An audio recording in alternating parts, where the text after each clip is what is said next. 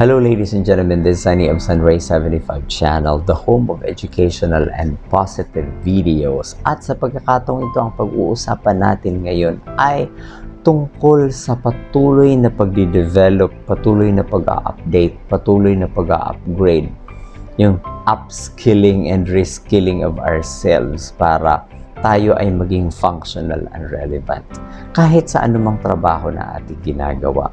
Sabi nga dito sa binabasa kong aklat on talent is overrated by Geoff Colvin. Ang sabi dito, a standard of what we do with what we've got has simply risen tremendously.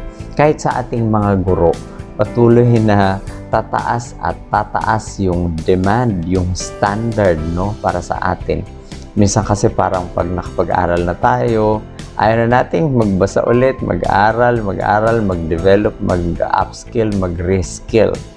But we need to do it dahil maraming mga bagay ang nagbabago in a matter of days, in a matter of months, especially kung years. Lalo na sa ating mga guro, nagbabasa pa ba tayo? Nag-update pa ba tayo? Why are we asking all these questions?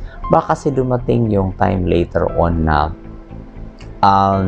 yung ating tinuturo ay hindi na relevant, hindi na kailangan, hindi na swak sa anong kailangan ng community, ng society, and even the future society.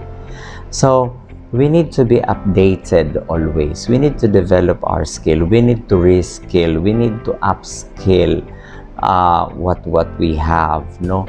So that we will stay functional and relevant. Maraming mga tao din na ang gusto ay easy na lang ang buhay. Pero sa totoong buhay, hindi ganun yon. Do not wish that it's easier. We have to wish that we are better so that things will become easier. Ayan. Sa maraming bagay sa buhay, hindi pwede yung dapat madalian na lang. Yung madali lang, simple lang. Kasi hindi yun ang totoong buhay. Ang totoong buhay talaga is kailangan mong kailangan meron din ng hard work. Meron ng commitment, meron ng hard work. And then, we have to make sure na i-develop natin yung ating sarili. We have to upskill, we have to reskill, we have to be better. Hindi yung everything should be easier. But we have to develop that in us. We have to make sure that we are better so that things will become easier. Yan.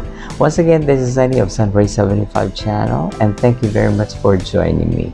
See you next time. Bye for now.